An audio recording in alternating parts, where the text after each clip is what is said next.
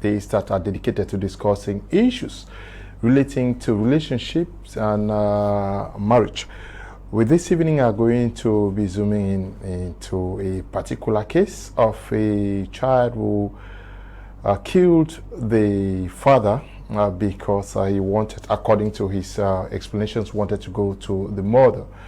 So we are going to be looking at what could have caused this situation, what it takes to bring up children as divorced parents. Certainly, the mother has a way he sees this child, and the father also has a way he sees the child. And in that conflict of wanting to take care, and the child also has the way he sees life and would prefer to be either with the father or the mother. So in that twist, the sad incident happened in Cameroon. Let's take a watch at this video. Dis que qu'est-ce qui s'est passé? Pourquoi tu as poignardé ton père? Pourquoi tu l'as tué? Parle fort. C'était pas mon intention de le tuer. C'était pas ton intention. Tu fais quelle classe? 6e. Tu fréquentes où? Oui, polyvalent, yes. Polyvalent quoi? Yes. Tu as quel âge? 11 ans. Voilà. C'est quoi? Pourquoi tu as donc poignardé ton père? Ça s'est passé comment? Explique-moi. Je voulais partir chez ma mère. Tu voulais partir chez ta mère et tu as demandé à ton père, il a refusé? Il a refusé. Oui. Ta mère habite où? Il habite à Congo. Mais pourquoi tu ne connais pas la maison du Tom? Tu ne peux pas partir? Pourquoi ils se sont séparés? Ils se sont séparés pourquoi? Je sais pas. Tu étais encore petit. Tu étais encore petit quand ils se sont séparés. Ça s'est donc passé comment? Il était quelle heure? Tu as pris le couteau où? Dis-moi, explique-moi comment ça s'est passé. À 19h. Il était 19h. Ton père, lui, il était où? Il est dans le dormi. Il était en train de dormir dans la chambre ou bien au salon? Dans la chambre. Maintenant, tu allais prendre le couteau. Oui. Tu l'as poignardé où? À quel niveau? Sur le ventre. À ce niveau-ci? Un peu plus bas? Oui, ça. Oui, tu as poignardé combien de fois? Une seule fois. Une seule fois? Hein? Je voulais qu'il parte à l'hôpital. Je voulais qu'il parte à l'hôpital pour que par derrière, il proche ma mère. Tu voulais qu'il parte à l'hôpital pour que par derrière tu passes chez ta mère. Maintenant, qu'est-ce qui s'est passé?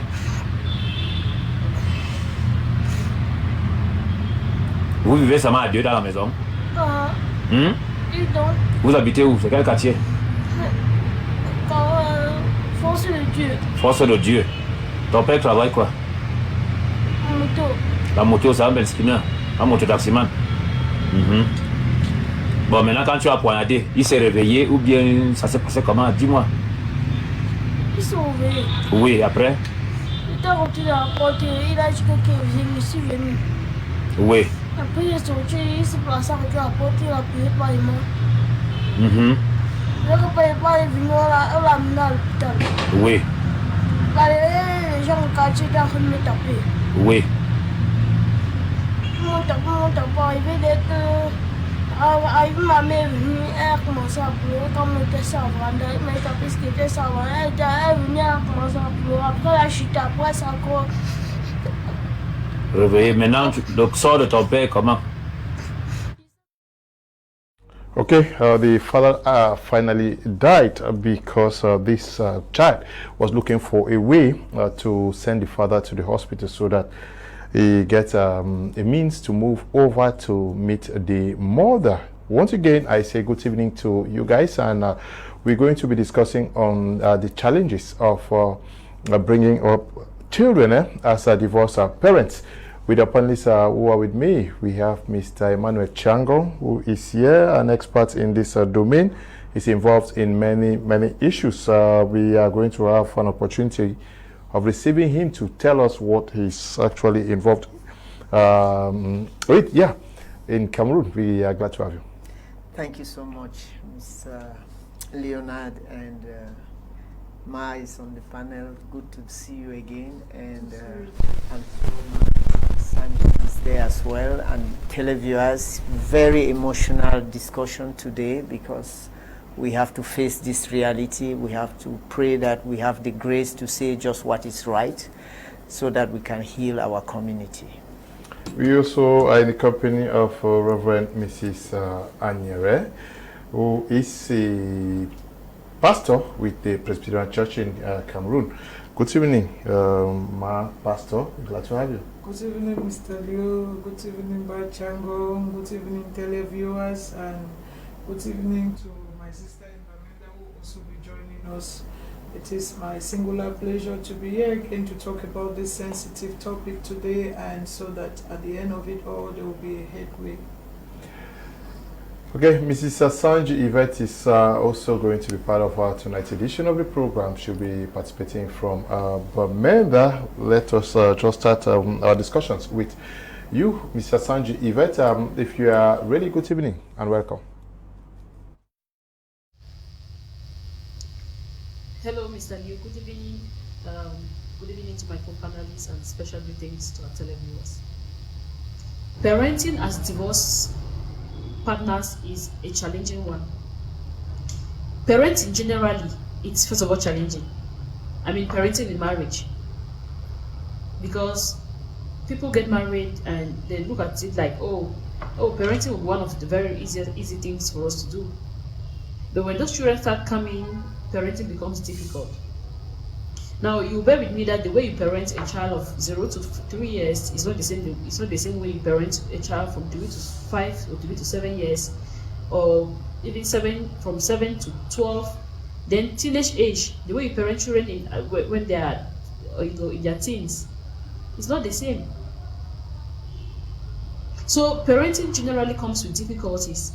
Sometimes parents want to parent the children the same way like you are parenting, but you must change your parenting styles as the children grow. Okay, let me not go into parenting, but now what I'm trying to say is this. If parenting is difficult, as far as both spouses are together in marriage, what more of when they are not together? There are times when we parent our children based on how we ourselves were grown up, how our parents, the kind of role that our parents played in our lives when we were growing up, how they went about parenting us. Sometimes we see ourselves, parenting our children in the same way, which is the reason why it brings conflict, because how I grew up is not the same way my husband grew up, and so our differences on how to parent the children will always be there. Now, coming now to the aspect of a divorced spouse or divorce partners, this is where there are even more issues. Why? Because divorce comes with a lot of load. It comes with a lot. And sometimes, not just the partners that are divorcing feel this load. There are times that, or most times, the load weighs more on the children. The children are the ones that end up, carrying the entire load. The parents are throwing their bitterness at each other, but the children carry the load, making it very difficult, for the children to go about other things in their lives. Now, you see that when divorce comes up, it affects the children emotionally, it affects the children psychologically, it affects the children socially, mentally, you can name it. Psychologically, you see that children become depressed and anxious. Anxiety comes in. So they are anxious not just about what has happened, but there is uncertainty about the future, even for them. They begin to have a lot of doubts, even about their own selves.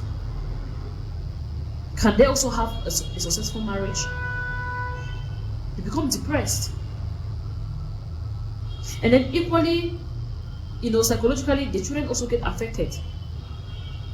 Academic-wise, they begin to, they have underachievements. They go to school, the divorce takes a toll on them, and, they find it difficult to concentrate, they find it difficult to study, and sometimes criticisms from other classmates based on how our society has termed divorce, we have made divorce look like divorce is entirely bad. There are cases where divorce is actually the best option. As counselors, yes, divorce is the last on our list, is the last on our options. But there are situations where divorce is needed.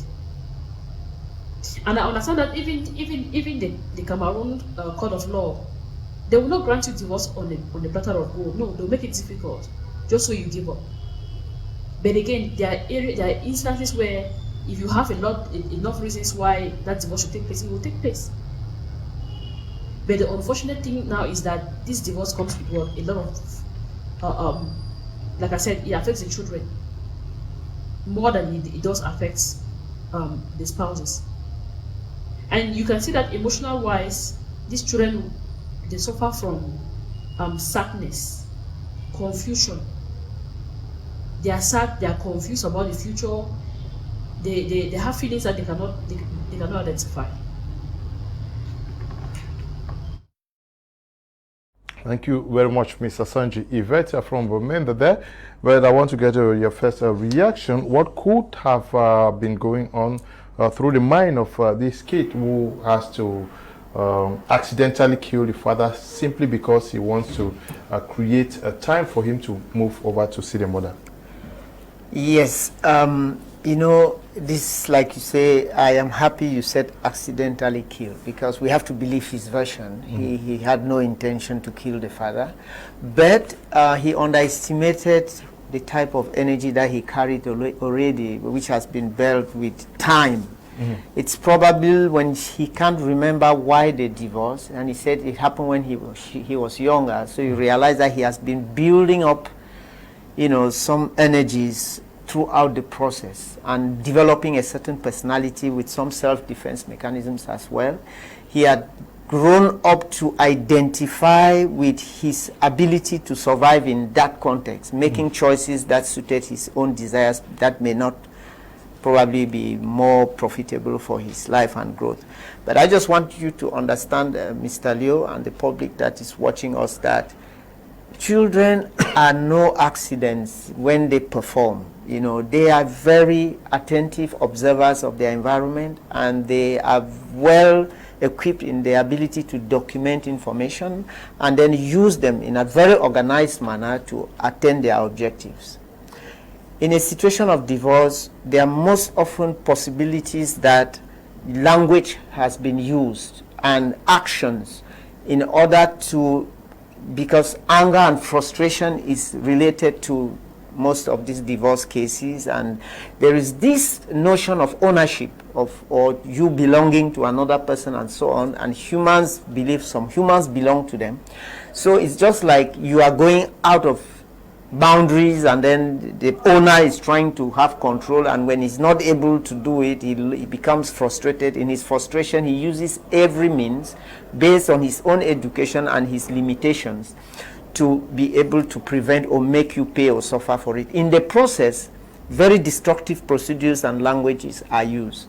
And when you do this in front of children, the tendency is that they build new identifications or definitions of who the persons concerned are. So the father is not more a father figure. The father may have been reduced to an obstacle, to a frustration for his growth, depending on what the mother uses as language. We don't know the real case here. We don't know what's the real situation. So whatever we're doing, we're speculating or trying to build scenarios to be able to help us understand diverse situations of separation or divorce. But most often there is bad language, insultive, humiliating, and diminishing languages that is used. Generally, you won't go into your father's room when he's sleeping. Generally, I won't go into my father's room even if he doesn't call me. I wouldn't go there even if he's not there. So a child that really goes or waits for the father to be sleeping, goes to the father's room, and even to touch the father, certainly that father's value had dropped to a very low level, to a point where this child has been made to understand that you are my enemy or my obstacle or my frustration. I need to get you out of the way. Yes, not to kill, but at least you should not be on my way when I want to move to where I want to move to. So probably the respect, the reverence that we have for a father, this child hasn't. If he had, he wouldn't even think of using a word that is hard against the father, not to talk of using an arm against the father, to the point of hurting. And then secondly, this child has developed tendencies of violence to a point where going to a hospital is a normal thing. He said, I wanted him to be taken to the hospital. You see, he sees remorse and pity has gone off this child's heart. Seeing the father go to the hospital is like a good thing so that he can be free. And he has also realized that he can use a knife to realize this act, which means that many aspects of society, like violence in school, violence in play, violence in the type of toys that we give, violence in movies and entertainments that we take for granted, can gradually build up these strategies in the minds of the children. Remember, they are young, they have every capacity to document and orientate themselves. They haven't built sufficient experience to be able to stop certain things. They are just like a plain sheet, and everybody can write on them. And without the countering mechanisms that help to orientate, canalize, and protect, they just become like a dumping ground where the society just deposits every type of information. So there have been violence in the home, there have been disagreement, there have been words that have said that one of the parent is not worth it or the other, and there have of course been abilities used elsewhere. In school, I'm sure they would tell you that he fights and that he is ready to speak strong and hard language to his classmates and so on. Generally, some of these characteristics will be, and he may have been having some successes as a bully in school with his own mate. That is a sufficient motivation that it can be applied in some other circumstances. These are some of the possibilities that could have brought this young man to this situation, but again, we know that he is not lost for that. As we go along the discussion, we will. Yes, Reverend, you watched, you listened, and got what this child, 11 years old, accidentally killing the father because he wanted the father to go to the hospital so that he frees himself up to go see the mother. But just, I don't know, how would the child desire not for the father to go to work, because the father is a bike rider, but would require that the father goes to the hospital. Maybe at least he knows that there he's going to be kept for some time. Yes, certainly this child had already strategized, knowing that even the fact that the father is a bike rider, the father may dash in and out, pick something from the house and go back, and maybe at a certain point in coming back to pick something and he's not around, maybe he will be trashed. And like Papa Changong said, most often these children, they have already canalized them in a way that they are already hard-hearted through beatings, through violence in school, maybe back at home. So already that was already no news for him. So his own idea now was looking for a strategy that will permanently or semi-permanently paralyze the father so that he can go about his duties. From what the young man said, he had no intention of killing the father, but the force of an 11-year-old sometimes can be really hard. So the father unfortunately died, but that was not the young man's intention, certainly. And I really pray that this child can go through rehabilitation and come back, because from what we saw from the images, his face shows regret, and you would see a child that was not like willing, he did not willfully want that his father should pass away. And also sometimes I tend to blame not just one parent, both parents, especially the mothers. They have more influence on their children emotionally, and sometimes the kind of things that she may, since we are working on speculation, may have told the child about the father, may also have given the child some ideas. It's not also good, even if you are on separation, to pit your children against each other, to use some kind of emotional blackmail on them because you want to obtain their love and allegiance. Sometimes it's good to come to an understanding, and even if it's hurting, let the children know that it's about the two of you and not about a particular person. And also maybe the violence that maybe the woman went through too, the child saw it and he was already building his defense mechanism that the day Pa will pick a cane to touch me with, then I will also retaliate. Some of those things, they build up over time, and when they want to come back, they come in a rush, and the impacts may be very, very heavy. Yeah, can we say, like she's raising, there is a situation where there is blackmail on both sides. I am better, your father is a monster, or on the other side, the father will say the mother is a monster. But how should these things work? What are the considerations to take on who keeps a child or children in case of divorce? Yeah. Do we go by the law or by who is capable of providing for them? We have to, the community with all its different expertise has to come into the question. The social welfare service, the church, the law, the mental health professionals should come in, but there must be an evaluation of the psychological balance and the material balance and the social environment that is required to give the best growth opportunity for this child. All of those things have to be evolved. When separation comes in, we have to go and explore the lifestyle of the parents, the backgrounds of the parents, where they are coming from, and what is their psycho capital, their ability to hold and manage challenging situations, and also on the basis of that be able to appreciate who will bring the best and what environment will give the best attention, looking at the child, the context, the age of the child, the health of the child, and the emotional connection that may be existing between the child and the parents.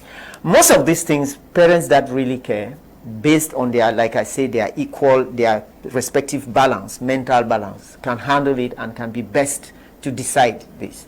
But in most cases, Mr. Leo, when we have these conflicts, children are now used as weapon to inflict hurt on the partners. You know, it could be from the side of the husband or from the side of the wife. And this is really unfortunate, but it only reflects the quality of the parents themselves, because you couldn't have been so carried away by your frustration to the point that you don't identify that you are damaging an innocent person who is already a victim for what they didn't bargain for. So any parent in any way that tries to create a debate of divorce with the children, even when the children ask questions, is very, very someone seriously in need of help, of psychological help, because you are actually using the child as a shield, and you are catching up for your frustration because of maybe your ego, your pride, maybe of your pain, and you are trying to see how you can save face. But this can be an opportunity for growth for whoever wants to. Most of the time it is not like that. So we would say, since these things happen out of public view, and since sometimes family influences are very strong, because marriage is like an investment where stakeholders appear even if you didn't see them during the day-to-day functioning, but it's like an investment. And those who have stakes in this investment, they come up whenever their investment is threatened, whenever their interest is threatened. They may be in-laws, there may be children who are raised in the house, they may be your own children, there may be families or even friends who are benefiting from that relationship, not caring how the people concerned are faring in it. So when a situation is like this, sometimes even the couple are under so much influence from people who don't mean their real interest and who don't even care about the children. They are benefiting from their own selfish interests. So it is something that is very delicate, and we need a lot of maturity on whoever wants to get involved in good faith. And that is why I would be believing more in professional bodies who may not have been involved in the union in any way. They don't have any direct interest. They don't have any direct interest. So I will believe more in what the law will say, what the church will say, what the social service will say, and what some caring people, you know, in their lives along the way can say. But one view may not be enough. It will need a lot of exploration, careful study, and then of course I think that the protection will be first the children, because they are innocent and they didn't bargain for it. They have to be secured, and on the basis of how best the children will be secured, protected, we will know which parent is most called to take over. Yes, but very, very difficult. What in the case where a parent insists on keeping this child, even if they don't have the means to provide the best conditions for their growth? Mr. Lewis, any parent who is doing that will be doing it at the detriment of that child, and I want to think that that is base selfishness. Because if you're insisting on keeping a child, especially women, they know that there will be benefits for that child. They know that, okay, if they have, say, 3 children, they can always collect fee, money for other things, feeding and feed the children. Let me not even go as far as divorce. Some women, their children may have, like, they can, for instance, you can have 3 children with like 2 or 3 different fathers, and then they want to use that as a strategy to raise funds more for themselves than for the children. You don't use your children as your bargaining power. It's very, very wrong. It's extremely wrong. They are vulnerable. Like I said, they did not vouch to come to this world, probably through you. And so once they are already there, your chief care should be to cater for their every need, their financial, socioeconomic, and most importantly, their emotional and psychological needs, because a child needs to grow up in a very good home where he or she will love and learn to be loved. And so if you decide to take a child that you are not able to cater for, it's wrong. That is why I come in with Achangong's voice that the bodies that be should, all the stakeholders that be should come in so that they will be able to choose the right partner that can take care of that child psychologically, emotionally, physically, economically, and in every wise. Because at the end of the day, there will be no need for you to take a child, harbor the child when you cannot take care of the child. You are only using the child as a shield. You are using the child as a springboard, so that people should probably look at you with a sense of, a sorry sense, where this woman, the suffer would begin them, where perhaps that man is willing to take care of his children, for instance, and you are not giving him the breathing space out of pride. We had cases back in school there that the mother will come and give strict orders that no stranger should visit, no visitor should visit the child, nobody should bring the children anything. But you see the children chaffing in school, they don't have the basic necessities, and the parent, the father, or the father figure is ready to take care. So at the end of the day, I don't understand where this pride is coming from. You cannot care for your children and you don't want the children's father to come in. It's wrong. If you cannot take care, allow the spouse that can take care to give the maximum care of the child. But like I also say, care doesn't end with the financial basis. Care also goes with emotional and in every other wise. Some people come and dump gifts, and then the child grows in a violent environment. The child grows with a lot of disrespect. So at the end of the day, it's not about the money or the gifts or the toys that you get for the child, but the kind of environment. For instance, you can get a child a toy gun. We know that guns are not very good for, say, toddlers. They can have all the gadgets that they want to have, and you are never there. They are just occupied with gadgets. We know that that will not work. So when we talk about care, it is holistic. It should not just be specificities. And if you can't do it, don't just swallow your pride and allow the one who can cater for to do so in every ramification. Yeah, but let's look at this blackmail issue. You are wanting to show to your children that you love them more than. Is it really possible for a parent not to love their child? because you see consistently you don't want either the man or the woman to come near, so that by the time these children grow up, they should know that you are the real, either the real father will love them more, or the mother will love them more. Like I said, Mr. Leo, when you look at the way we grow, we have personality disorders that can be the result of how we have grown and the challenges we encountered in our growth.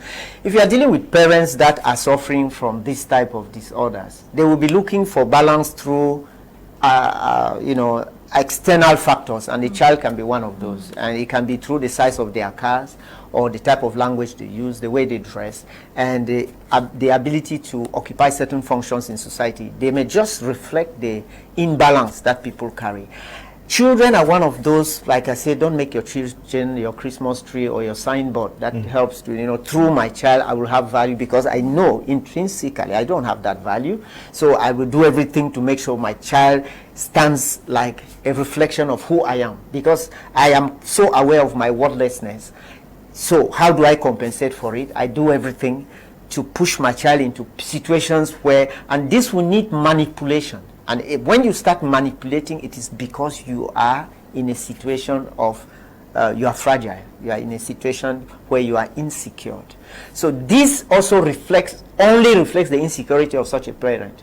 It means that person has had an underlying problem even before, and maybe those were the problems that led to the separation. So when you desperately want to cling to a child, it's because you first of all don't exist. And this again explains the reasons, the motivation behind even marriage sometimes. People desperately want to get married because they know it is a factor that will give them value. And you see some of the pressure at all costs to have children. It's not because they even think of the children, but it's what the fact that I have children will reflect in my life, and how I can use it to compensate for the emptiness and the weaknesses that are carrying me. And this is unfortunate, because I think if there was some good grace that really wanted to think like us human beings, we will decide not to give the children to some people, because we know that the children will become a problem. But since it is beyond human understanding, we just have to be aware of this. So the trouble now is that they don't understand it will backfire, because this is a human being. The child will grow. The child will be able to recollect and see the different influences in their life. The child will be able to mix with other children, gain knowledge about the society, get to know things about how we did. You know, they will come to a point where they will be able to understand the human mind and how it functions and factors that may have influenced them. And while they will suffer the consequences of this damage, they will start looking for the cause. And when it will come on you, it may not be a very comfortable experience. But like I say, even the people who are doing this, I think that they have need for help, and I think that they should be looking for that help. If you are watching this program and at any one time you realize that you are manipulating your children to be able to have an unbalanced view of both parents, if you see that you are making extra effort, you are going to the extra mile to spend money, to distract, to use language that, you know, makes the other person looks dim and faint in their mind. If you are conscious of that, even in a bit of a way, you need mental help. You need a mental help because you have a big problem.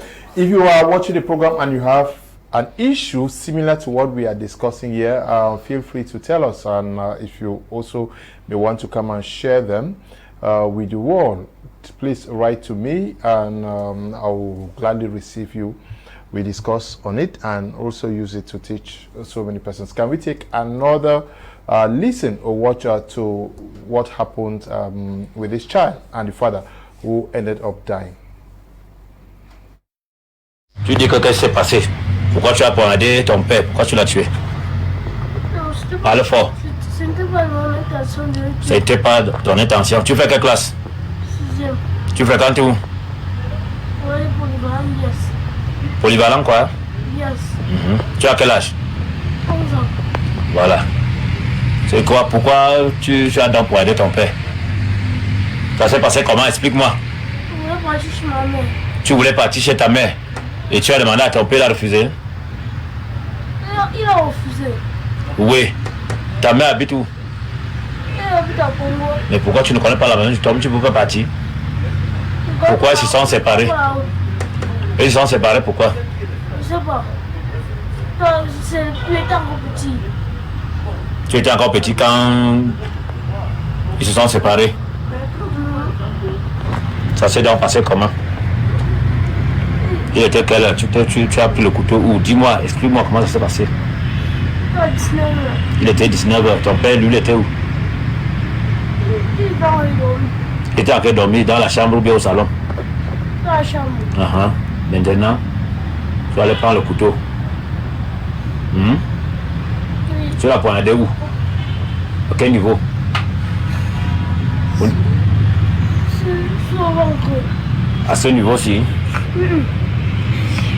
Un peu plus bas? Oui, ça. Oui, tu as poignardé combien de fois? Une seule fois. Une seule fois? Hein? Je voulais qu'il parle à l'hôpital. Je voulais qu'il parle à l'hôpital pour que par derrière, il proche ma mère. Tu voulais qu'il parte à l'hôpital pour que par derrière tu passes chez ta mère. Maintenant, qu'est-ce qui s'est passé?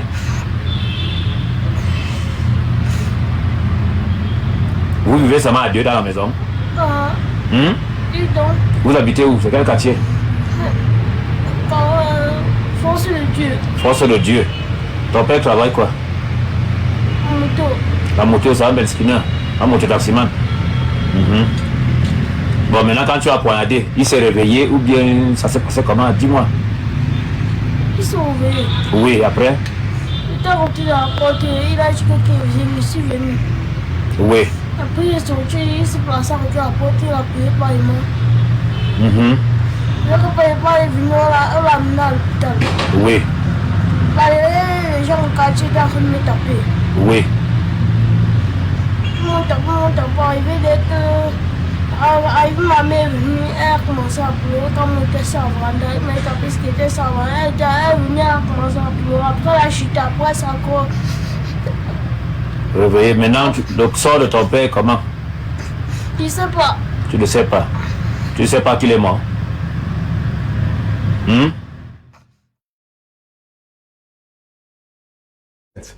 Out there, you may be keeping your children and not knowing what their real intentions are, especially as a divorced parent. As a woman or a man, if you are living with your children, please, this should serve as an eye-opener to you, because you may just not know what they are thinking about their living either with you as the father or as the mother, Reverend.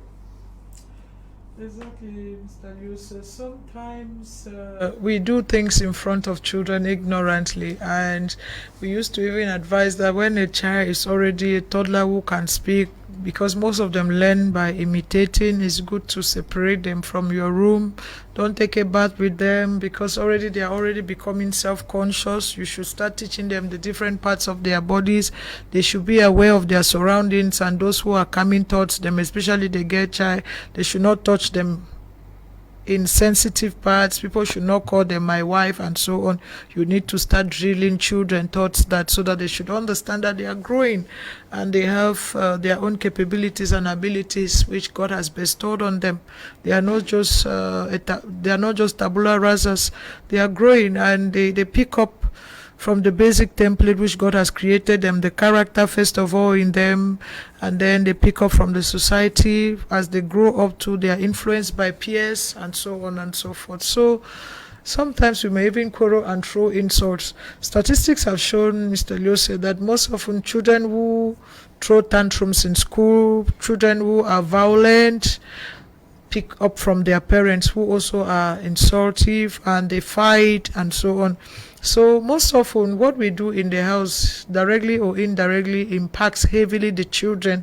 And sometimes we may not know, we just think that ignorantly we are just throwing out our emotions, we want to prove ourselves, but the children pick these habits, and then it forms into a character, and before you know it, they start also working on that. Also, statistics has shown that most children from divorced parents, they are not able to build a long-lasting relationship because of that trauma of divorce. So it is very, very glaring that we should understand that as parents, we must be as sensitive, and I will add as private as possible when we have certain issues and scores to settle. we should try as much as possible not to settle them in front of the children, because they see and they even feel. Sometimes when you are at loggerheads with your spouse, when you mustn't even speak. A child who is very sensitive can just watch from your countenance and know that all is not well. Maybe the particular manner you used to get up and greet your spouse or serve food and so on, they take note, and at the end of the day, they will even, some will be bold enough to ask, and Mama, this is how you used to do. You are no longer doing like this for Daddy, and vice versa. So what is wrong? That is to tell you that children are very, very sensitive. Sometimes they go and pick empty shells of makeup and they are trying to also imitate their parents. All of that should tell you that we are their role models and they are looking up to us. And if you are their mirror, don't shatter the reflection, because when it deflects, the shards will come back to pierce you. I just plead that most parents will understand this and try as much as possible to shield their children from this violence and try to show them all the love and care in this world. We may only try our best and God does the rest, but if you impact your children with ideals of love, care, and understanding, no matter what the environment has to offer, these children will at least grow up to be gentlemen and ladies. And even if there is quarrel, which is sometimes unavoidable, it will not be to the extent where you see a young man like this piercing the father in the guise of going to visit the mom. Certainly before the separation, there is no gainsay that these couples were not fighting.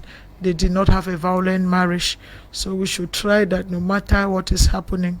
If it gets worse, I always plead that the man may just walk out of the house for some time so that the conflict dies down before it ensues into a fight that may be ghastly, especially on the mental and emotional health of the children.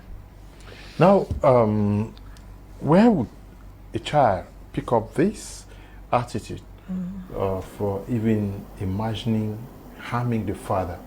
Okay. Even wishing that the father is taken to the hospital? Mr. Leo, look at the way human beings behave. Look at the wars that have created the greatest disasters. Look at how much joy people come home from winning a war, and how humans are celebrated for having fought well. Giving them medals and all of that. Yes, they have medals, but when you ask what were they doing, they were killing humans. They were killing humans. But how can a human being start killing another? No, it's very easy. The goal saying that these are not humans, the propaganda that goes ahead of that action actually repaint, reformalize these people you are going to as below humans. They will call them rats, they will call them some type of things, evil criminals, terrorists, and so on. So enemies, you know. So human nature is so cunning, because they know that a normal human will not get up and hurt another human. As long as you are looking at the other as a normal human, you will not dare hurt that one. So to be able to get somebody to be able to think even evil of another human, because we are created secret. The only time we will start thinking of hurting a human is when something has been made for us to believe that this person is below human. And words can do that. Attitudes can do that. You know, I like the French word mépriser. That is, you humiliate people. You make people go as below nothing. And as you gradually build them, they lose value and status. And that is why somebody can take a ship, load some Africans, chain them up, and ship them to work in plantations in India. I mean, you should see the type of things humans have done. And that is why somebody can actually get into a relationship with somebody and say, call that person a wife. But when you go, you actually see that the person was brought in as a house girl and given the title of a wife, or as somebody to produce children, and so on. So a lot of humiliating things have been done by human beings through a preparatory act for what will follow later on. So it never really happens. Yeah, but this child is just 11 years old. Let us come to the point of the child. I was just trying to tell you that by nature, a human will not hurt another one. You must make sure the other one looks less human for the other to have the courage to move. Okay. So the father's status have been brought down progressively in front of this child. And this has been a systematic procedure by words, by attitudes. You know, you know some of the words, the language that you can use to describe a worthless man. Some of the words a woman can use.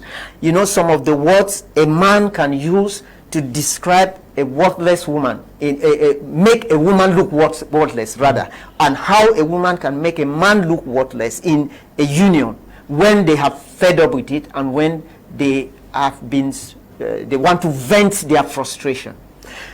You know, the degree of love that can come between the opposite sexes is a good reflection of the amount of anger and venting that can erupt from that relationship when it doesn't work. And that is why when you build anything with so much effort, when it moves so high, its fall, it's equally very, very, very humiliating and very destructive.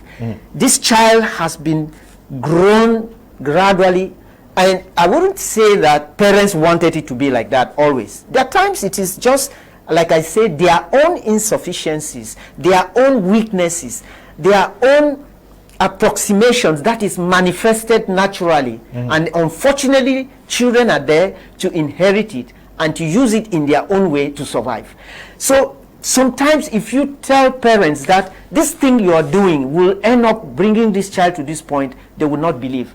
And I think that's why we're having this type of discussion here, so that, like I said, look in your own situation. What are the underlying motives that are pushing you to act or use such words against another person? Examine them and put yourself to question and ask for a cross-examination so that you may free yourself from being the stimulant for some sad things that may happen later on. There is also the fact that when the parents are not around the child, or there is not a strong enough supportive parent, because sometimes both parents may cause more harm and one may be able to do a lot more good. And even in that situation, when the child receives that minimum, they build their capacity to resist influence from the surrounding and then to make right choices. And that is when they start building back their values. And they are able to say no, or to avoid, or to say somebody who has a high impact in their life, maybe mother or father or both, will not be happy if I get involved in this, or if I am doing or saying such language. The time that the support system is not there, none of it, maybe from both or any of the parents, the time that there is no support system, the child develops lack of empathy and the child's conscience loses ground. My mother used to say, when a child doesn't have shame and doesn't have sorry heart, you have a demon. I have looked at it and I said, this woman probably came from far. Because at the end of the day, when you can't be feeling for another person, and when you think anything you can do and go with it, with impunity, and you are not ashamed, nothing checks you, no check and balance on yourself, certainly you can do any type of thing. Gradually, this child, like I say, he's not yet lost. It's so unfortunate that he could be in this situation. But like I said, it is not an accident. The inner house has already weakened up, and the influence of the surrounding environment can gallop into the life. It can act faster because the support system is not functional. Okay, it's not functional. Let's take a listen to the second intervention from Mrs. Sasanji Yvette from Bamenda. The age that the children were when the divorce took place matters a lot. It will depend a lot on how it's going to affect these children. If the children were above, maybe they were not in their teens, say maybe they were in their 20s or so, the divorce will not take a toll on them like if they were between 6 to teenage age. I mean, this is a period in the child's life where they themselves are struggling to identify who they are. They're struggling to identify a lot of things about themselves. And divorce coming to add to it is something that it becomes challenging for them to handle. Now, you bear with me that even as an adult, once you are stressed up, you have zero tolerance for anything that can stress you again. So when these children are at this age, let's say 7 to teenage age, they're going through a lot of changes in their own body. They're trying to identify who they are, what they should be doing. A lot of things are going through these children's minds. And at this moment, the best you can do is be a good parent to them. And if they have to go through, parents battling with divorce and then it's affecting them, it's going to take a great deal on them. Now, when divorce takes place, most often from the legal perspective, the court will look at who can take custody of the children. Even with that, the court does not deprive the other spouse of having access to these children. So they are always both legal and physical custody. Now, even with social welfare, children are always, the major priority. Whether the parents, you husband and wife, people are going left and right, whatever you're going, at the end of the day, they want to be sure that these children will be well taken care of. These children will not become a misfit in the society. These children will not suffer lack. Because I just mentioned, I talked about the psychological aspects of divorce on the children, but I didn't talk about the social aspect. From the social aspect, you see that the children have they have delinquent and deviant behaviors that come up. They may even get into drug and alcohol abuse. They begin to abuse drugs, abuse alcohol. Even their relationships itself becomes a problem. Their self-esteem may be affected. So when divorce has taken place, yes, I think one of the best things we can tell couples is, before getting to that level where divorce should take place, please do it peaceful. It should be peaceful for the sake of the children. Because when it doesn't come peacefully, couples get to throw a lot of anger, resentment, malice towards each other, and sometimes even towards the children. You hear a mother insulting the child, "You are as useless as your father." Not because the child is actually useless, but she is battling with things that she could barely identify them, and she could not walk through them. So in her own little way of learning, of managing it, she does it the way she thinks is best for her. But of course, it's not always the best, because these children now begin to, it begins to affect their self-esteem. They begin to doubt, am I this useless? Am I as useless as my father? And one of the greatest things that you will see with parenting as divorce partners is communication.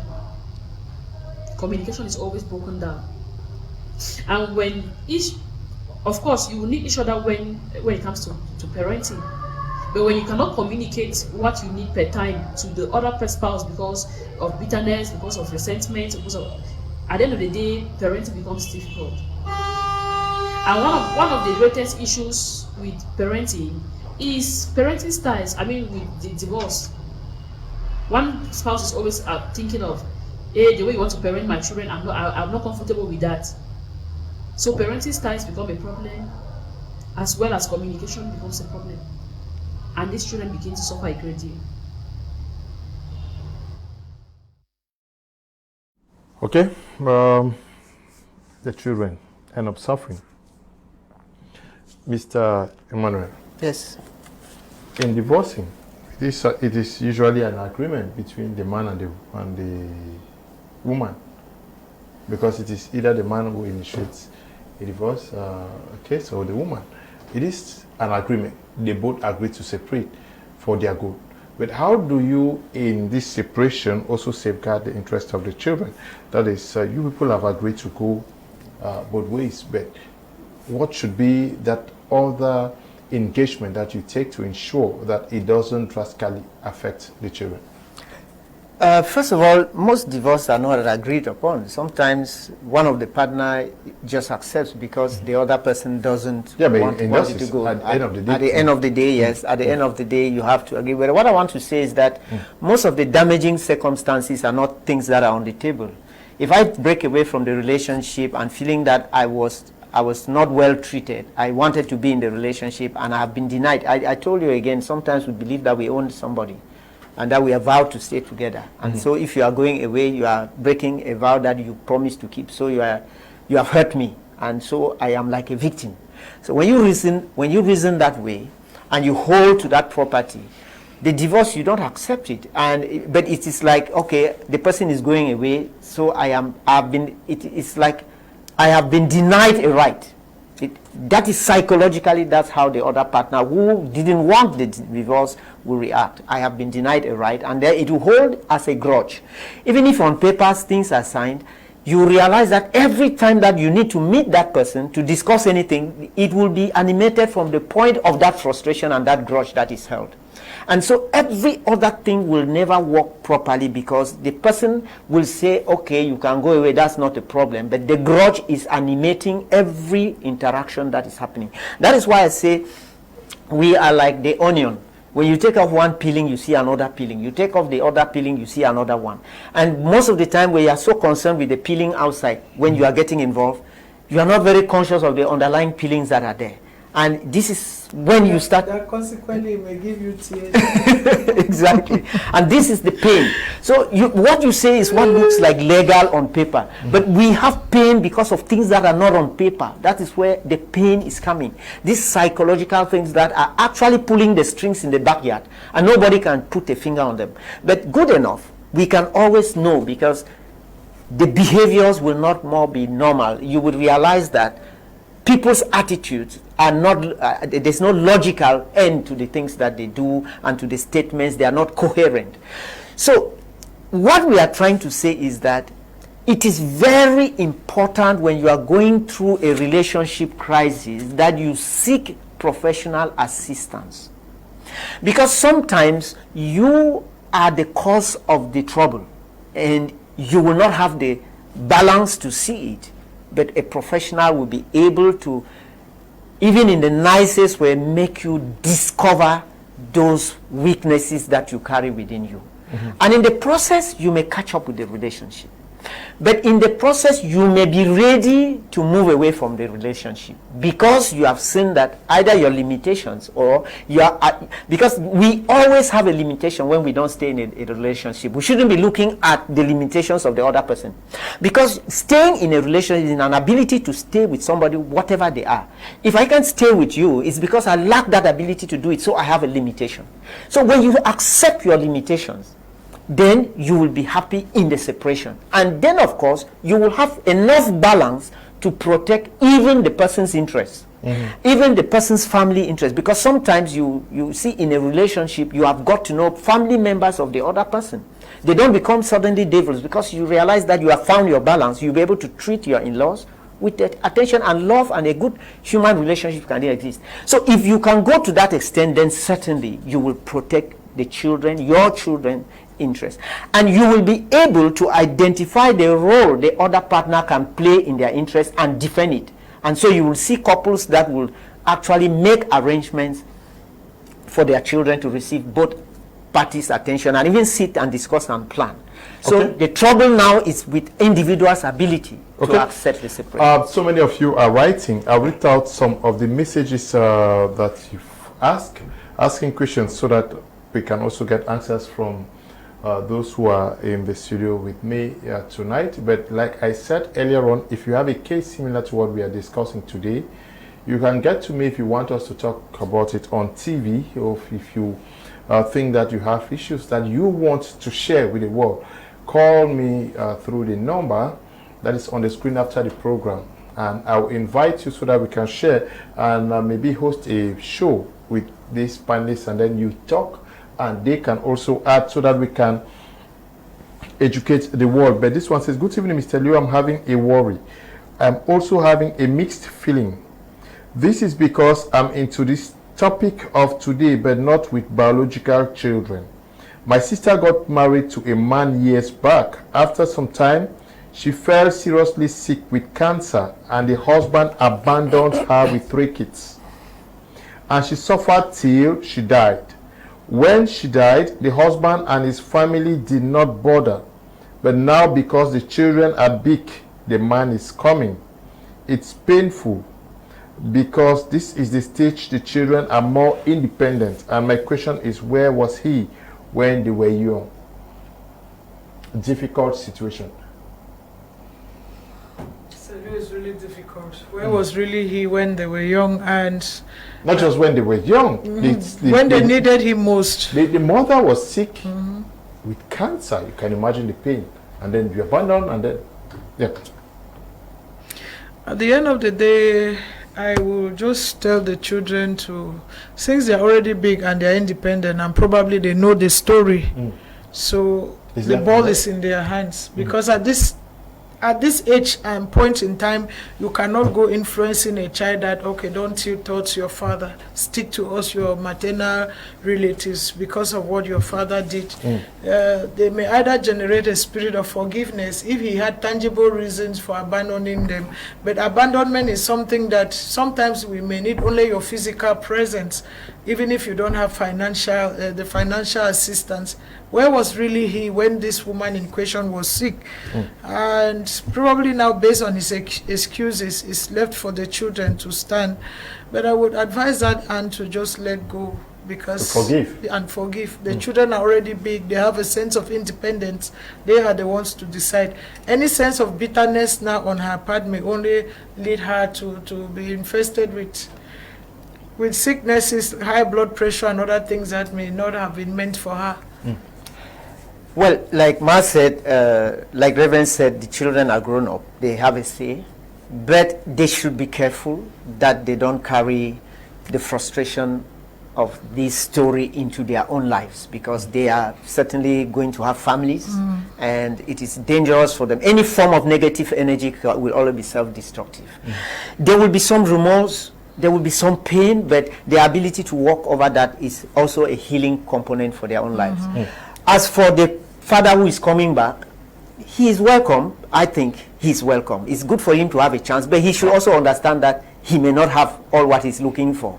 So he should be also accept the fact that he may not have what he's looking for. He should be tolerant to know that he may not even have enough of it, or even the attention he's looking for. He may be looking for love, he may not have it. He should be understanding that he cannot have love. On the basis of that, I think they will all find love someday. The problem is that you come this time and you are thinking that as a father you have rights and certain things, and then when you don't have it, you think you have a reason for complaint. That is also doesn't sound balanced. So the children will grow in the process. His ability to be tolerant, to be understanding of their pain and supportive, can actually compensate and help the healing process. It's going to be a process. It's going to be a process. Good evening, Mr. Leo and co. I'm writing from Yaoundé. I'm a divorcee with children. I remarried after 7 years. Within these 7 years, this man never called or checked on the children. Talk less of paying fees. Immediately I got married, he would text and ask how the children are. The man who remarried me adopted the children, and he is fully responsible, and we live together. My question is, will it be wrong to restrict my children from the other person who is not responsible? By law, it is wrong. He's their biological father. He has the right to see his children. But now it's a sensitive case, because this woman is already married and is in another person's house. And for all this while, he has not been caring or catering for the children. He should treat. Why they were divorced for 7 years? Yes. He never showed up. Yes, he never showed up. Now she's now. married. Yeah. He may not have showed up too because he did not have the means. You know, men are men with their egos. Sometimes I don't just want to go and visit my child like that without having the necessities, at least even the basics to help or assist the mom with. So probably, since all of this is on speculation, he had his reasons why. But now that he's coming, that this woman has remarried, I plead that he treats, it's a delicate issue, he should treat carefully, because at this point it may cause havoc even in this woman's marriage now, especially because this husband in question is the one who has been taking care of the children. If he wants to assist the children, he should do so in front of the man and in front of the woman. He should make sure that he's transparent. He should not text the woman, especially wee hours in the night or ungodly hours, because it will seem as if they still have something. And if this woman is forgiving enough to create space for him. And then I want to advise that he should do it when both spouses are available. Okay. And the woman should also make sure that she informs the husband that this is what has obtained, because some men are very sensitive. All they have is their ego. And once they think that you are coming from behind, they will think that their efforts have gone to nothing, or maybe you are no longer valuing them because maybe the other one now has access or has come to some kind or some form of wealth, and then is coming now with force. So it's a delicate matter. Anything that they engage in should be very transparent. If this woman cares about her present home, anything that should be done with the knowledge of her husband, to show that there is no ulterior motive. Mr. Emmanuel. Yes, I think that your new husband, a balanced man who loves you very well, will educate the children to know their father. Yes, because he has no interest to let them think that he's replacing their father. That will be an imbalance that the children will have to fight with, because they will not want to hurt him. They want to act, but pretentiously they will be looking for mechanisms to live, and that will destroy the children because they will be developing skills that are not necessary. So like Ma said, it's good that this should be transparent, but at the same time, there must be an understanding for the children to spend time with their father. There must be an understanding for the children not to carry grudges against their parents, whatever they did. It is good for children to grow knowing that at times people will make mistakes and it can be forgiven. And like I said, that type of father should also be tolerant when they don't find the sensitivity of the children. So at the end of the day, everybody is going to invest in that. It is a process. It is important that your new husband knows what is happening. It is also important that you show enough self-mastery of the home, self-respect of your new home. All of this will depend on how you, the lady, how you carry yourself in society and how you manage the concept. And it has to do with discreet you are too sometimes, because it can lead to manipulation if you don't always make sure the children, sorry for cutting. No, it's okay, ma'am. To make sure that sometimes the children should not feel an imbalance. They should know that they are well loved and cherished. Even if you had issues, that was your personal issue with the former husband. Okay. Good evening, Mr. Leo. Your program is very interesting. I'm Mr. Joe. Okay. Writing from Limbe. I am legally married to my wife for over 22 years now. My wife just woke up one morning, and told me she was leaving. She packed all her clothes, and for 8 months now, I don't know her whereabouts. Have I a right to ask for divorce, or what should I do since she doesn't even pick my calls? Deuteronomy 24 verse 1 to 4 says that one of the bases of divorce is the indecency of the woman. That's how the Bible puts it. Is it desertion? Indecency has to do with dissertation, maybe lack of conjugal duties, and so on. And Jesus furthers, I wanted to cement it with what Jesus says in the New Testament, that divorce should be on the basis of infidelity. Indecency covers a whole lot, and we may not understand why this woman suddenly packed and left. This man too should also go into some character digging, because sometimes it's easy to assassinate the characters of others when we too. It's not easy. I'm not supporting this woman, or I'm not saying that what she did was the best approach, no matter what the husband did, but I'm pleading that this man should also dig into himself. Has it got to do with their conjugal duties, that is their sexual activities as spouses? Does it have to do with the financial side? What is wrong? What is from inception? How was their marriage? And over time, the evolution in their marriage. Do they have children? Who caters for them? Who was the breadwinner, and who earned more than who? All of these dynamics will play. And you see, Mr. Lo, there is a problem with women. If a woman is very caring, that's the kind of woman that will ask, where are you coming from? Where are you going to? Will you belong? If it's a seminar, how many days are you going to make? As soon as a woman stops asking these relevant questions in a relationship, know that she's no longer in that relationship. It's just her shell, the physical body, that's the emotionally, she's already detached. And so when it gets to the point that she packs and goes without even saying a word for almost 8 weeks or more, from what I've gotten from the message, something is something is definitely very wrong, and this man must be able to pinpoint it. He should not just hurry up to to seek divorce.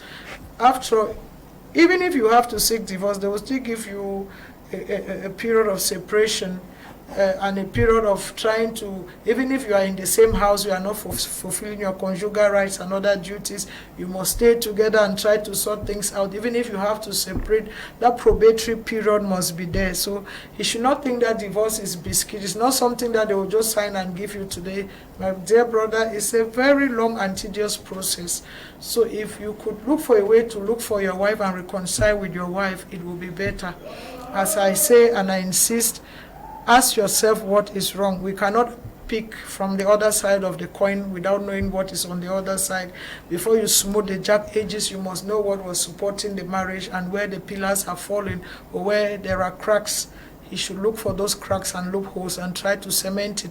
If it is part of his character that caused the problems, he should try to cement it. If it's the woman's character, he knew the wife before settling with her. There must be something that was beautiful in her before. If she has lost that luster, you should look for a way to build it back up instead of just rushing to divorce. I know he has gone through a lot for the time that he has been there catering for the children alone. The woman is not picking her calls. Maybe it's influence too from outside. We may not know what is wrong. Maybe she has another person outside that has been catering for her in every wise, and so on and so forth. There must be something that has led to this. If they can dig into it and try to cement and make amends, then it will be better. Divorce is not always the best option, even if it's the final option. Okay, divorce is not always the best option. Let's take the last intervention from Mr. Sanji Yvette.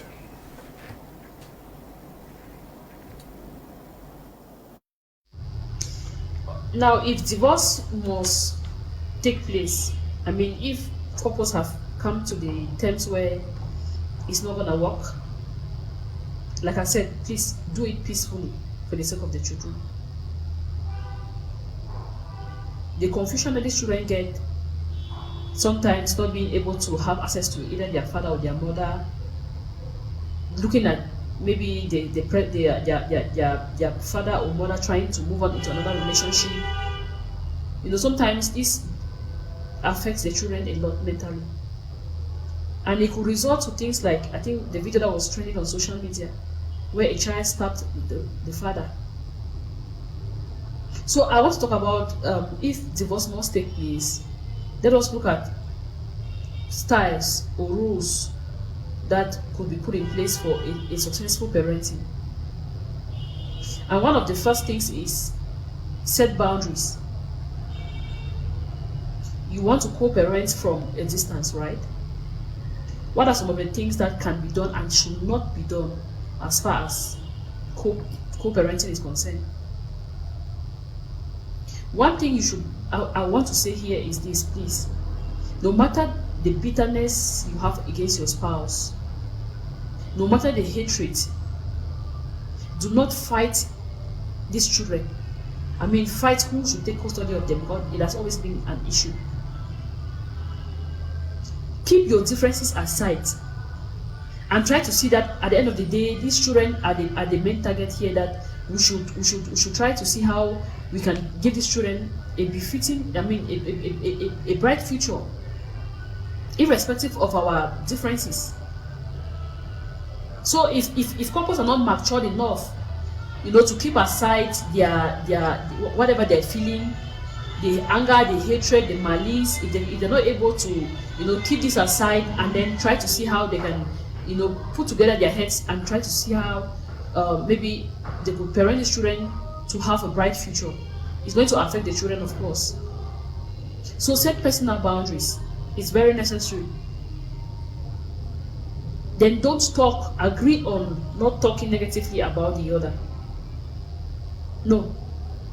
No matter how bitter you are against the other spouse, no matter how angry you are, agree that you're not going to talk about each other negatively to the children. It's going to affect them. And there is an age where you cannot even explain the reasons for the breakup to the children. Maybe they're still small to understand. They will not even get it. They will not even understand why. But at a certain age, yes, you could help them understand why this breakup was necessary, this divorce was necessary. So you might need to know, depending on how old your children are, You might know what to tell them and what not to tell them. Because there are certain information that cannot be managed at certain age in the child's life. Then equally, since the children are battling with their own things, you might need to let these children open up from time to time. Let the children talk. Let the children express what they're feeling, the frustration, whatever they are going through. You must be able to manage your own mixed emotions and still be able to listen to your child and then help them with whatever they are going through. Because they will have feelings that if you're not open to them, this is where a lot of things might go wrong. Like I said, children may begin to abuse drugs, abuse alcohol. They may get into groups that even your life itself might be at stake. At that moment of confusion, they are trying to identify what is going on, what is wrong where, and they might get into anything. So bringing your child closer to you, giving them room to open up about whatever they are feeling, it's a must. It's necessary. If not, anything can happen that can even affect your own life. And again, conclusively, divorce partners should incorporate different parenting styles. Understand again that your spouse is different from you. The way they want to parent that child is different from how you want to parent the child. You cannot control how someone parents the child from a distance. I mean, when the child is with the husband, is with the father or with the mother, you cannot choose to parent. You cannot choose how you should, how they should parent these children. So incorporate different parenting styles, but again, be mindful that nothing harmful should be part of the parenting. Thank you, Mr. Leo. Nothing harmful should be part of the parenting. But do we also make it more difficult as a parent who divorced, either the man or the woman who got divorced, because we want to grow these children alone? How much do we need from our families to join us in assisting and also making up for the loss of either the man or the woman? Because for the case of this guy who killed the father, the father was living with him alone. Mm-hmm. Would things have been different if either he took this child to the mother or the family, or brought some persons to also assist, to complement in that absence? Before I get to that, which is a very important dimension that you are opening up, I want you to know that our African family structures are breaking down. And it can become more and more difficult to think this way when we look at that. Some of the times the causes of the frustration in the marriage even coming from them, from the family members, sometimes from the influencing either ourselves or our spouse or our partners. But I want to say that there is still a lot that the couple can put in place. The point is that they quickly want to outsource this solution. They are the best to give these children the best outing. Like I say, you are still alive, and your child will still grow up to be your child. The relationship that is actually breaking is between you and your partner. It's not between you and the children.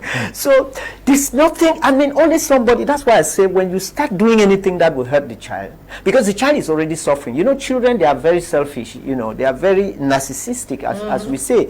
So actually, children want parents to stay in marriage, not so much for the parents than for themselves. They know that the parents being together guarantee them all the comfort. At that point, they are not thinking about what did my mother go through as pain in this relationship. If they are already maybe 16 going on, they can assess those facts. But when they are below 15, 16, they are like saying, this was our comfort zone you people are destroying, and they are looking at their interest. And in the basis of that, they don't have the maturity to be able to appreciate the pain the parents are going through and the consequences that it may have on the life of the parents that may later on be disastrous for them. So they don't have that maturity. Parents have to be very tolerant in understanding, and that's why Madam Asanji's input is very important on dialoguing with the children, observing their moods, and provoking discussions on the subject, and limiting the discussions according to the maturity and ability to assess. But then we must insist on, because you have a responsibility between God and man for bringing this child into life, you will better stick there. I'm sure you will pay if you mess up with their lives. You will pay some way or the other. We must understand this. You have to go the extra mile. Raising the children in a couple is already very difficult, especially when you people don't understand yourself. Now you do 2 times the work when you have to be a single parent, or one in and one out. You do 2 times the work, and you should enjoy doing it and be happy doing it, because actually if you accepted a separation, it was because you could be a better person. We must understand that there is no way you can say that this relationship is not working, and when you walk out of it, you are not a happier person. It means that you didn't maybe measure what you were doing. And so when you have understood that yes, of course, there are pain involved, but I am better in this pain than in the other pain. And on the basis of that, you should have more abilities to give a better attention and support to the children. And if you have that ability, you'll be able to integrate the other parent in a more tolerant to play their role as appropriate. But there are cases where you may have a partner that is very destructive. Then you may have to protect the children, because that is it. Now, there are wonderful things if you are blessed with families like your parents are still there. They have always been the place where the children go for holidays, for example. You know, they go spend holidays, which are some of the things that when we become young couples, we believe that we are more intelligent, we are more advanced, we are more modern, and we think that our children should just hang around. We don't send them home to spend some time with parents who have values that we don't have, who can give an attention that we cannot have, to build conscience in them. So these are some of the advantages of the fact that you keep the family levels together, and you create opportunities for children to meet with their grandparents, spend time with them, learn tradition and habits from them, because at the end of the day, you will realize that more and more of these crises are becoming so alarming as we become more westernized, which means that we are drifting away from some great values that generally would create the balance, and that even when these crises are, the impact on the children will be limited. So if you are still blessed with that structure in your family, it will be a wonderful, before you even think of it, they will come in.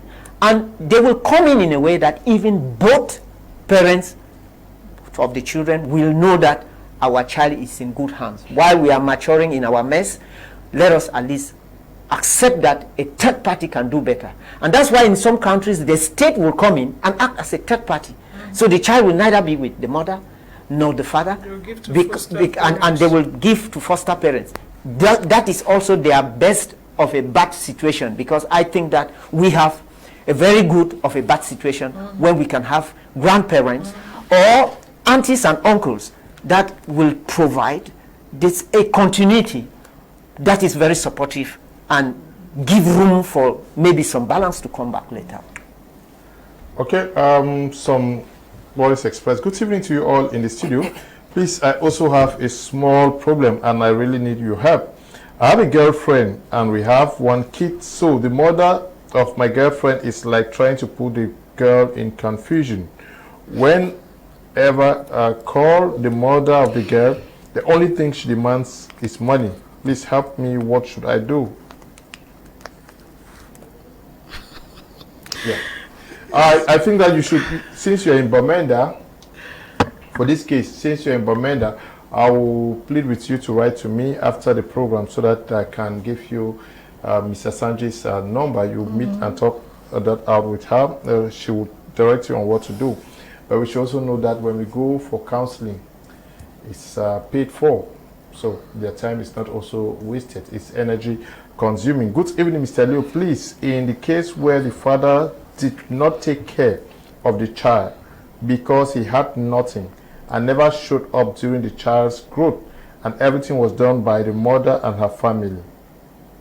Now the child is already grown up and the father is coming back to claim the child and willing to pay everything they ask him, and the family is refusing, telling you, the child, that if you happen to go with your father, a curse will follow you. In this case, you as the child, what can you do, please?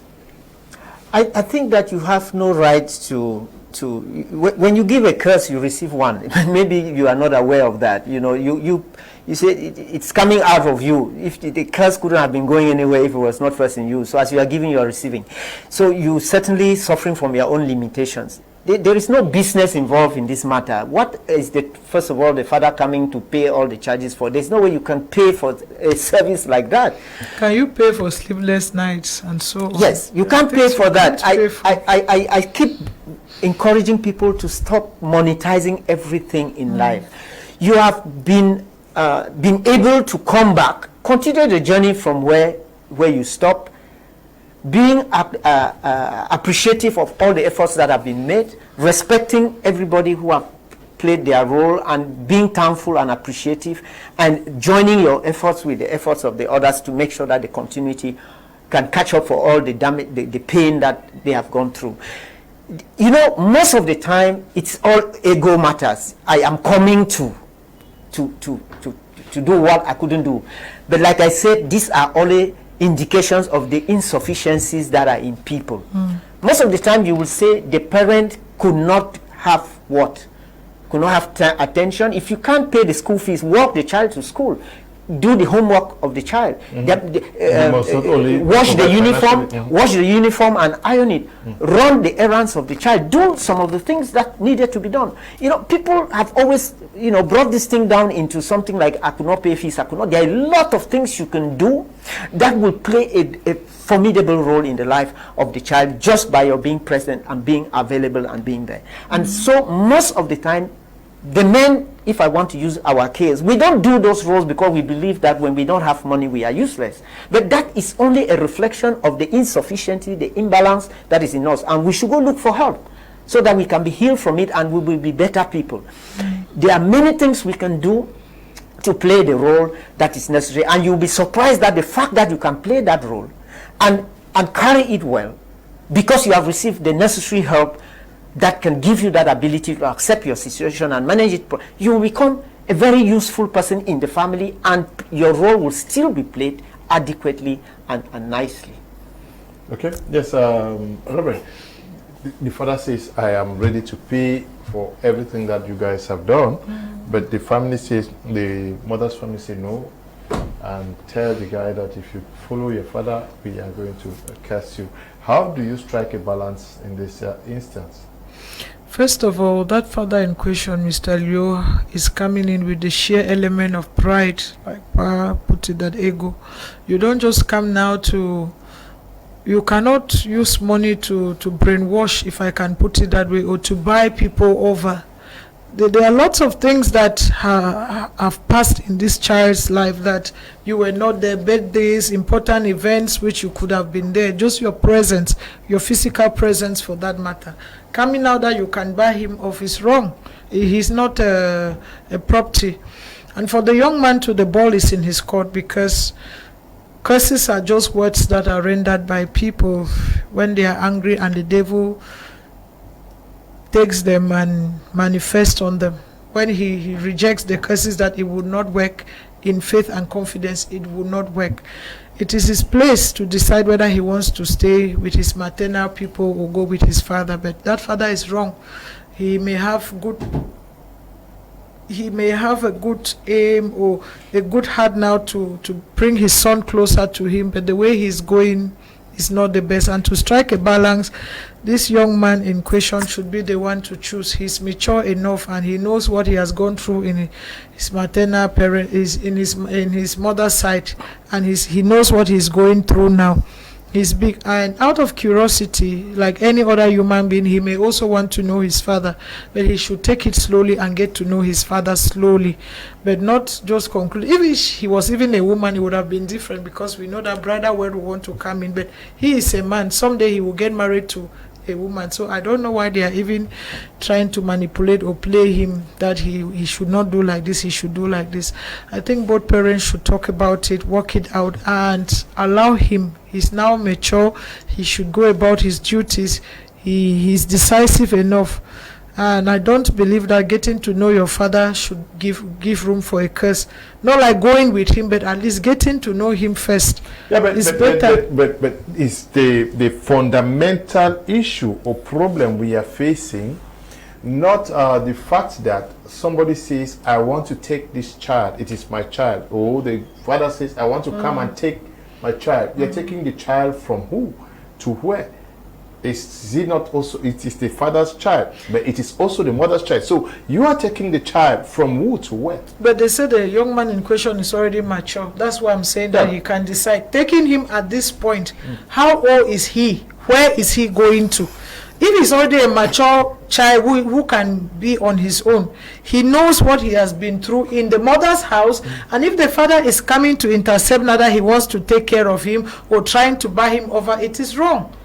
That's why I said he's not a property. But at the same time, he has the right to get to know his father.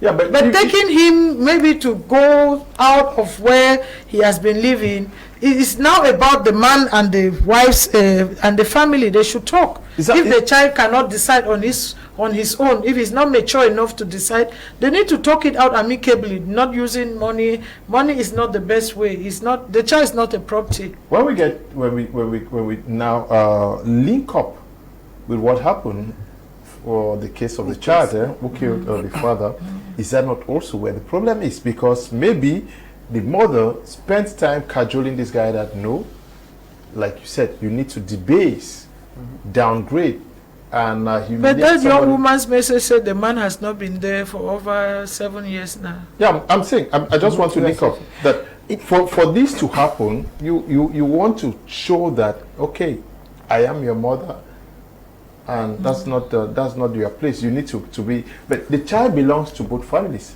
Child belongs to both families. Negative people, disruptive people, trouble-causing people always cause trouble. You have to see people acting in line with their nature.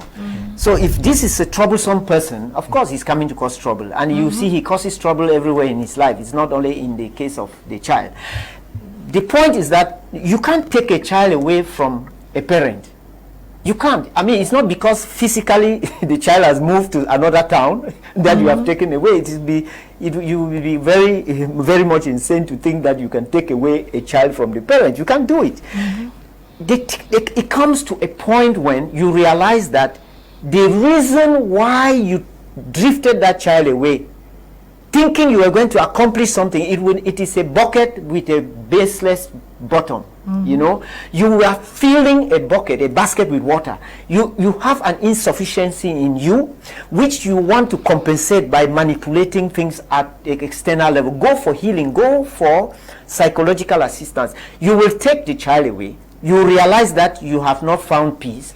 You will go back to take trees from that compound away. You will one day go back to carry water from the stream away. You will do silly things. In the process, you will break down, and at some point you will confess that your life has never been a balance, and you never really made a true effort to discover where your handicap was. So these are only, you know, like approximate solutions to an underlying problem that the person is suffering from, which is psychological, which is mentally. And it will, in those who are on the other side, who are seeing this, should have the maturity to understand and not hurt themselves any further. Because that child will discover the insufficiency wherever he is. He will be able to compare life where he was and life in this new environment, and before long you will start to see the fallout of the breakdown in that person's life. Okay, the breakdown in that person's life, in a situation where it gets nasty, where both families get into the situation. How do you sort things out? I mean that, okay, the woman's family is involved, it is our child, and the man's family comes into the situation. What I want you to understand is that at some point, if the child has attained a certain age, the third parties will come in, and they are not mostly family members. Because when you are worried, you will discuss in school, you will talk to the public. Now you will go out of the area where you used to have your insecurity. You will look, see if that place is no more secure. You will go out of it, and you will discuss in the open. And of course, you will find interventions beyond the family. We have other community groups. We have traditional societies. We have the church. We have the social welfare. We have the state. We have just good-willing people in the society who will think that there is something seriously wrong. I would tell you a situation. I had a student. We know in the beauty school we have mature students. Each time I saw this young girl come with bruises and she was pregnant, and I got to a point where she could not focus in class, and I had to call her to my office. And in investigating, I discovered that she's been beaten many times by the fiancé. They are not legally married. They have a kid, and there's one she's carrying in the womb. And I asked if the parents are aware that they are living together. She said, yes, the parents are aware that they're living together. And I said, okay, now in this situation you are fragile. I was just thinking of what could be done. That I realized that, okay, this is also legally incorrect. And I said, normally when we register students in the beauty school, you have the guardian, who is the fiancé paying the fee. You have to come and sign before we take you in. So I called him. I said, I would like to meet you. And when he came in, I said, well, I am aware of what is happening, because first, I am a counselor, and secondly, I'm an instructor, and I see that you are violating the rights of this young girl. And I'm telling you that I have authority in this town, and I have 100 of lawyers in this town that will take this case to court for free. If you lay your hand on this child again, just once, I will get you picked up. And there are two options. Either I send you to the psychiatric ward for assistance and you will go through treatment, or I'll hand you to the law. So there are times people in the society will intervene, because you realize that in this case, this young man is violent.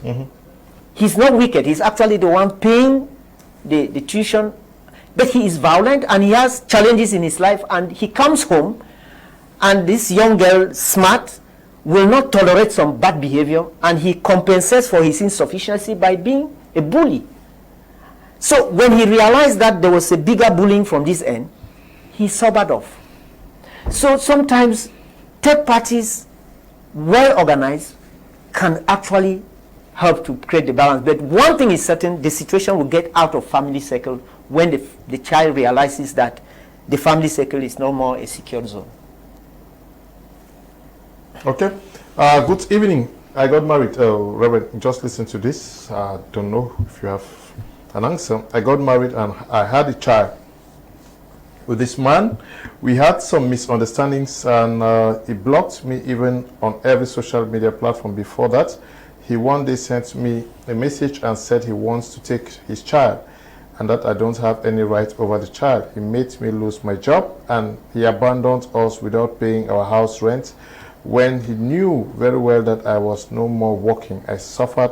I begged for food. Till today, he has never called to ask that whereabout of the child or what he eats. And it's over a year since he abandoned us, saying he will come back and take me to court. And anybody who is trying to support me, he is out of the country. I don't know what to do. So if I understand the story well, this man in question is out of the country. He has abandoned this woman and the child, and he doesn't want that another person should help them for any reason. He threatens everyone. It's a very unfortunate situation. That's one of the cases where PAS says that man needs to go to a psychiatric hospital, because you cannot give birth to a child that has been given birth to, put to bed to, in your own image. You don't cater for the child's needs. You are not even there. That physical presence is not there, and then you don't want that others should also cater for the child, maybe even relatives. Then what are you proving? This man is really no number. It's just a shell moving in the name of a human being. It's just a frame. Because Mr. Leo said, if we normally, the natural laws and instinctively, you know that when you have a child, you take care of that child. It's very natural. Why do you bring a child to this world when you will not be responsible for that child? I don't want to talk about the mom who has now lost her job, and you don't want to take care of the child. This woman has the right to go to the social welfare and lay complaints. Most of us, we don't know the use of social welfare. That's why I say at this point in time, when it's like that, you seek expert hand and the expert hand here is the social welfare. Most of the social welfares are just lying like that. People are afraid to go there. They have this kind of stigma that when they go there, it will escalate the problem. I would advise this young woman in question to go to the social welfare and report this man. He has to fulfill his rights to cater for his child. When you say I'm coming to take my child, and that is also the situation of many persons. Yes, I was still getting to there. I was still getting to that point. The first thing is that at this point in time that the woman has no form of help and the man is insisting that nobody should help, she should go to the social welfare so that the man should take care of the child. And second, if the man is claiming that he's coming to take the child now, on what basis? After abandoning this woman for all this while, and then you want to come and just claim a child that you have not catered for. What was the child eating, and how has the child been faring all this while? What about the woman in question?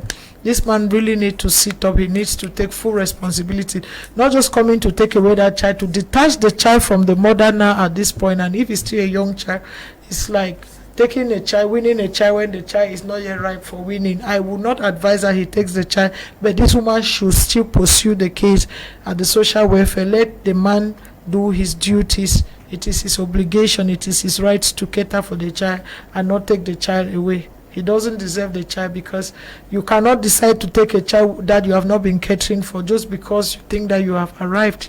Okay. How has the child been faring? Good evening, Mr. Eli. Thank you for the important topic. My father disowned us because of his second wife for more than 16 years today. He's back in our lives begging for forgiveness. I, for one, find it very difficult to forgive him. What can I do to live out of this bondage? I don't know if the father told them that I disown you, or he is the one using the word. Most of the time we use words, you know.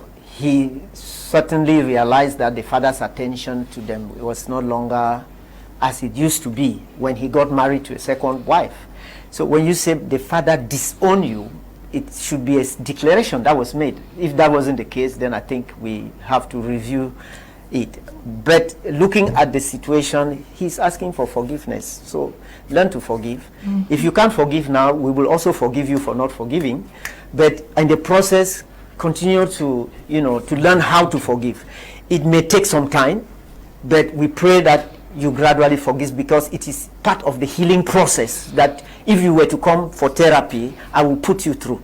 I will put you through a healing process where you will have to learn to forgive, because it will make you a better person, not only for your father, but for yourself and for your own family and for this community, for the world as a whole, for the human race. It is important that you learn to forgive. If it's not coming, we will give you the time necessary, and we will pray that you come to that level. Okay, we'll pray that you come to that level. We should learn to forgive one another, especially for the cases. But now, there is something that is common. Many fathers, they deny, many young men deny pregnancies. And these children just grow, and when they are mature, then they start seeing the resemblance. This contemplation. Should we actually tell him that as the father, or what would you advise in this situation? One of the things too is that when you see a man start revolting and refusing that this is not my child, probably he knows that he was not the only one who used to approach that girl for sexual exploits, and now he knows that the pregnancy may belong to any other person. But sometimes too, God has a way of arresting the whole case, that you may give birth to his spitting image, then he may now want to come back. So at that time also, I would not really want that we blame some young men. Some too is because at that time they are not mentally, physically, spiritually ready in every wise.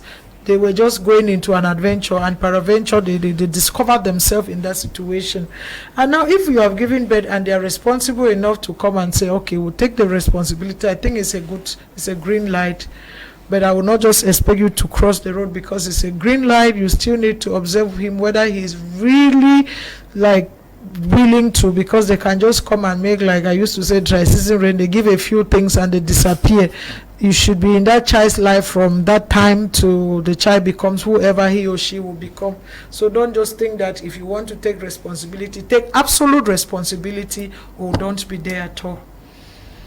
Okay. Hi, Mr. Liu. I have a child with a lady who would not want me to take care of the child, despite the fact that She has not got what it takes to bring up the morally and mentally, just to be getting money from me to take of her other children got from other men. Now that the child is suffering because she doesn't get enough, how do I help this child? Okay, he's writing from Kumba.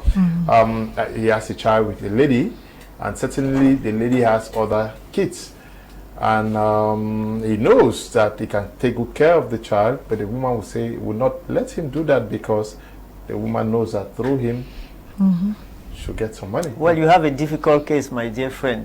Difficult cases only make us stronger men. I don't want you to think that your case is like one person who is with one woman and who has your only children. It doesn't deny the fact that she's the mother of your child.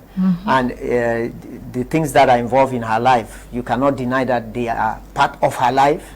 You don't expect her to treat your child different from the other children. They are all her children. You have a difficult case, but that doesn't make you less a man. You just have to do your best to make sure that... I mean, we have people who go to a community where they have no relationship and they provide for that community, isn't it? We have people who donate to children. We have orphanages and people who raise those children. So if you even have a blood relationship in that family, it gives you more reason to be happy to do what you can do. Sometimes you feel that you are doing more than you should do. Sometimes it is necessary to do more than we are supposed to do. You happen to be in that situation. There's a reason why God put you in that situation. Just do your best to make the place a healthy place as much as you can. It's your own part of the grace you are bringing to those children or to that community. Okay, so you just have to do your best to assist the lady so that, no, your child, but the lady should also benefit and the other children. And sometimes too, I plead with these ladies, try to understand. Don't just put all the weight on the man's head because he has gotten you pregnant or because you are bearing his children. We should not just, sometimes even some of us, even just this bulb in the kitchen, everything, go and ask your father, go and ask your father. Whereas you two, you are also a bread earner. Sometimes it's very heavy on them. It's not good to always overly rely on your spouse or your partner. Also think that you can also do something to make the house more comfortable. So when we over rely on men, they stress a lot, they go through a lot on a daily basis to make sure that everything is well kept and catered for. So we should also do our part to make sure that they are comfortable and not overly leave all the burden on them. Okay, we are going to be drawing the curtains for tonight's edition of the program at this juncture. Mr. Emmanuel, thank you for coming. It was a pleasure. I hope we were up to the task. It was a very sensitive and emotional topic. I look forward to a proper team to take care of this young man whom we saw with these tears. He is one of us, and we look forward to seeing him a wonderful member of this community. It was so shocking to see him in handcuffs, but I understand security rules. I just pray that the community, the society, the government can put together the proper team to bring this boy back to life, and that he has the grace to forgive himself for this wonderful situation that he went. It was nice being on the platform. Reverend Mrs. Sanyere, thank you for coming. Thank you, Mr. Luz. Thank you, Ba Changong, for always being so inspirational. Thank you, televiewers, for your time that we've shared, and we pray and hope that all which we've shared will go a long way to continue to cement the loops and the cracks in our different homes and relationships. And my sincere and fervent prayer for the young man in question is that he will be brought to full rehabilitation and he will take a normal and live a normal life in society again, and a life of love, so that he can also grow one day to have a family that he will show utmost love to them. We also want to thank you, Mr. Sanji Yvette, who came in from Bomenda. We want to thank the production team, Eli and Desmond, for the great job they have been doing throughout these years. We also want to say thank you to you, Tabi Tambe Bryant, supervising the work we do out here. Stay blessed. Bye-bye.